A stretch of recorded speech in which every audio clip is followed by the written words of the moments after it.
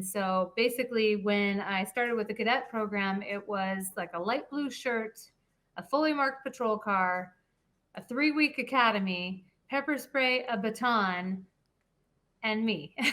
And there were 5 of us Okay. originally. So I have, I'm the first female for the program ever for Phoenix Police Department, and I'm badge number 2. Yeah. That's awesome. Yeah. So I actually have the badge number 2. Okay. And Yeah. then you would get to mess with bad guys and be like, who does number 2 work for? Right. Yeah. No, it was definitely a interesting dynamic. They had never had a program like this before, so it was a lot of trial and error. I rode with another officer for a long time. Then I was off on my own, and I was responding to accidents, burglaries where there's no, follow up, that there's no suspect there, but just fingerprints, Yep. crime scenes, taking photos of crime scenes, those kind of things. But inevitably, driving a fully marked patrol car, I rolled up on hot calls all the time, and, really had to, think on my feet at 18, 19 years old, as far as getting back up, calming people down, preserving evidence, all those things, even that young. So now with your experience, as fully retired peace officer, have a career under your belt, looking back, do you feel like they kind of set you up for failure and you just got lucky? Or do you feel like they trained you well enough to be able to handle all that? I feel like I was, very fortunate that nothing, knock on wood, bad happened. But I think maybe changing that program and this whole driving a fully marked patrol car being mistaken for an officer. Like, I know we have citizen, like, volunteers that drive like a Toyota pickup truck. And I think they should have put us, apart from a fully marked patrol car, because literally people would be, how people flag us down all the time, and Yeah. they don't know that a light blue shirt doesn't mean that I'm not sworn. Right. So it put me in some situations that I probably should not have been in.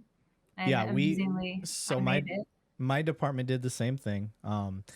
They I can't remember what they called it. But luckily, much different uniform, much different car. I mean, it's a Tahoe, I think, which we all are driving Tahoes right now, but clearly different markings on the side.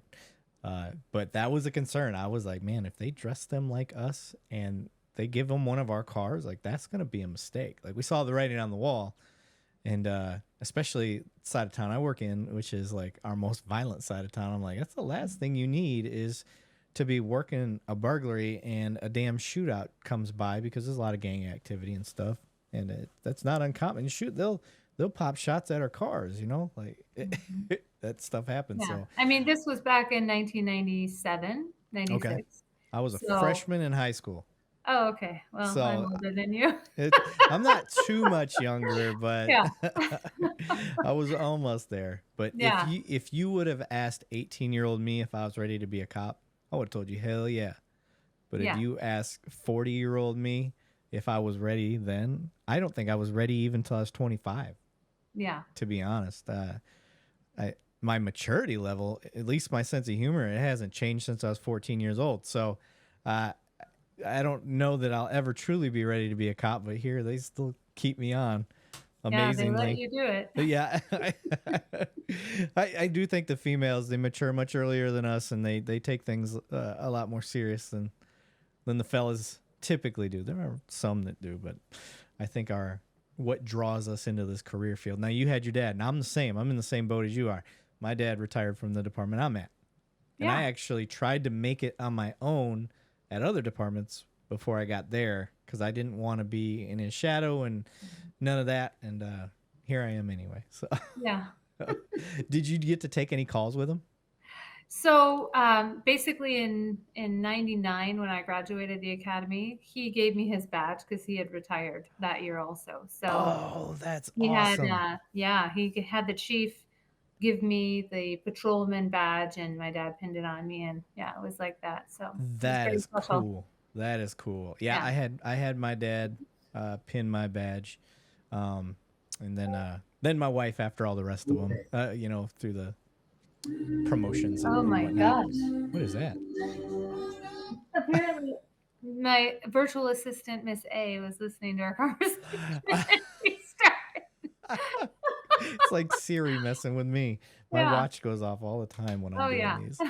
This is going to be a fun podcast just I with think so. all the interruptions. There's I love ghosts it. in my house, I think. I, I will make sure not to say the A word Okay, yes, because neither one of us. I understand what you're talking about.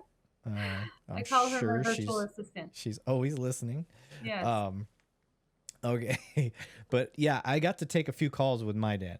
Oh, that's Yeah, awesome. that was pretty cool. He's a lieutenant, so anytime people heard him chime up on the radio that he was taking an assist with me, they they didn't put the connection together, and they would be like, "No, no, you can't let the lieutenant be taking calls. Like, you don't let Oh, sergeants take calls, and the lieutenant's out there taking a call." yeah, And finally, the sergeant had to get on there and like, "It's his son. Let him take a call with his son." that's funny. Yeah. How big So, of an agency were you? ours is roughly 2,000. Okay. Yeah, and we're covering about 390 something square miles. Um, heavily populated, I think about 1.2 million people. Yeah. So pretty big. A Yeah. lot of fun for sure. Um, we like to say it's a